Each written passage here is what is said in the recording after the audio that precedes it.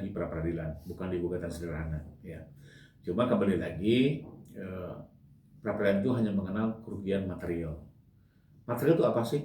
Nyata-nyata diderita dan harus bisa dibuktikan. Betul-betul diderita dan harus bisa dibuktikan. Gitu ya. Nah, itu pertama, tantangan yang pertama itu tidak mudah. Ya. Karena kami juga beberapa kali mengajukan pra peradilan itu betul-betul buktinya harus betul-betul meyakinkan. Kenapa?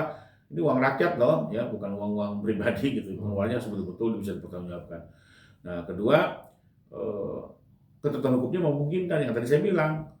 Wong di KUHP sendiri dinyatakan bahwa gugatan ganti kerugian hanya dimungkinkan dalam dua hal, penghentian penyidikan dan penghentian penuntutan. Sementara kan ini nggak termasuk di situ. Nah, apakah akan diakomodir, kita nanti lihat pertimbangan hukumnya. Tapi kalau saya melihat secara umum, gugatan pra peradilan ketiga ini akan sulit ya, termasuk terkait pembuktian kerugian material yang saya lihat juga ini sangat jauh dari ketentuannya, karena sebagian besar diisi dengan kerugian imaterial, lalu biaya advokat itu sudah pasti akan kebuang semua, itu sudah pasti. Nah, tinggal satu-satunya adalah 3 juta per hari, ya, dengan kontenisasi YouTube segala macam. Nah, itu harus dibuktikan secara nyata apa benar 3 juta per hari, gitu ya. Dan apakah ini namanya pendapatan tetap yang bisa diganti rugi? Ya. Kalau sifatnya tidak tetap kan nggak mudah juga gitu ya, bagaimana menghitungnya gitu. Apalagi kalau betul-betul, kalau ternyata selama 3 hari itu ternyata aktivitasnya juga tidak terhambat, masih terjadi pembuatan konten, berarti kan nggak ada yang dihalangi gitu ya. Karena kenyataannya kita tahu kok tidak pernah terjadi penahanan, yang ada malah dipindahkan ke VIP rumah sakit dengan biaya negara pula gitu ya. Saya pikir kan juga tidak membatasi dan secara hukum tidak terjadi penahanan sebenarnya. Oke, menarik Bang. Kata praktis yang sekarang sedang bergulir dengan minta ganti rugi. Dalam proses hukum pidana dengan hukum perdata, perbedaannya karena banyak beranalisa. Harusnya dia masuknya ke hukum ke kasus perdata atau gugatan perdata, bukan kasus masuk di pidana. Itu gimana Bang? Enggak juga. Jadi memang di dalam KUHP diatur segala bentuk permohonan ganti kerugian yang berhubungan dengan proses penyidikan, termasuk misalnya penyalahgunaan kewenangan aparat ya, atau proses hukum yang merugikan masyarakat, itu memang rumahnya di pra peradilan. Ya, itu memang diatur, itu bisa dimohonkan di dalam pra peradilan. Dan selama ini pun dalam prakteknya seperti itu. Justru nggak bisa dimasukkan ke dalam perdata. Karena kalau perdata itu kan lebih kepada sengketa antar masyarakat, antar perorangan. Kalau ini kan sengketa antar warga masyarakat yang meminta ganti rugi pada negara. Karena negara harus bertanggung jawab atas semua proses hukum. Jadi kalau ada tindakan oknum yang salah, negara yang harus bertanggung jawab. Karena bagaimanapun kan oknum penegak hukum ini kan di bawah negara, sedang bertugas gitu ya, sehingga harus dijamin juga oleh negara. Tapi kan tersangkanya masih dikuatkan untuk bahwa tersangka atau Rosyul masih status tersangka Bang. Itu kan menguatkan bahwa dia memang ada proses hukum dan perkara ini Bang. Itu gimana? Ya, makanya kembali lagi ini kan bukan terkait dengan bersalah tidak bersalahnya, ya, tapi lebih kepada apakah benar terjadi penyalahgunaan kewenangan yang merugikan secara nyata gitu ya.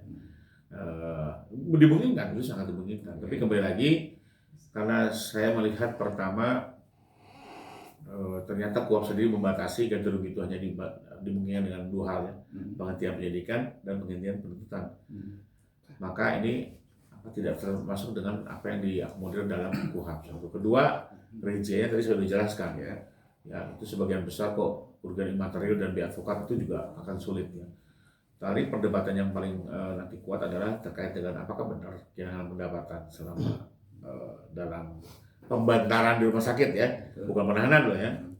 Nah, sementara dia kan juga tidak bisa menguraikan kerugian akibat penggeledahan dan penangkapan, nggak ada. Kalau kita lihat ya, yang ada akibat penahanan, makanya dia menghitung hari gitu ya. Tapi kalau penangkapan dan penggeledahan saya tidak melihat ada satu rinciannya yang diuraikan. Disumbangkan dengan keyakinan bahwa dia akan dikabulkan itu, Bapak Abang sendiri sudah mensoroti nggak apa? Ya namanya yakin ya itu monggo-monggo saja ya, tapi kan kembali lagi ini upaya hukum, maka dari itu harus ada dasar hukumnya, ya, harus ada tujuan keadilannya, tujuan kemanfaatannya gitu ya, dan tujuan kepastian hukumnya. Jadi bukan soal yakin tidak yakin soal saya mau berbagi buat orang kecil atau tidak. Negara juga lebih pas untuk berperan membantu masyarakat ya, tidak harus melalui Pak Roy Suryo kan gitu ya.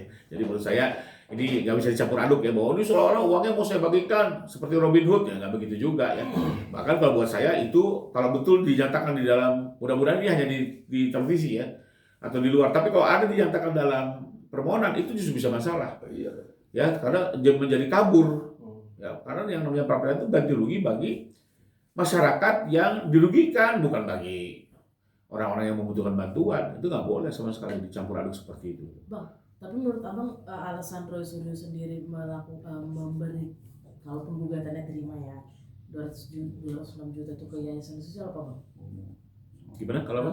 Alasan Roy Suryo sendiri dan tim kuasa hukumnya untuk memberikan dana 206 juta itu ke yayasan sosial apa bang? Ya itu hanya untuk mendapatkan simpati lah, kita tahu sama tahu. Itu cara membangun framing untuk mendapatkan simpati. Tapi kembali lagi, ya ini kan memang uang APBN, uang rakyat yang ditujukan untuk memulihkan kerugian masyarakat akibat proses penegakan hukum. Jadi nggak ada hubungannya dengan untuk membantu masyarakat, membantu kegiatan sosial, justru itu malah tidak nyambung ya. Dan negara sendiri sudah memiliki pos-posnya untuk membantu masyarakat ya, dengan berbagai programnya. Jadi menurut saya itu hanya sekedar membangun simpati, dan hakim juga tidak akan mempertimbangkan terkait dengan rencana penggunaan dana tersebut.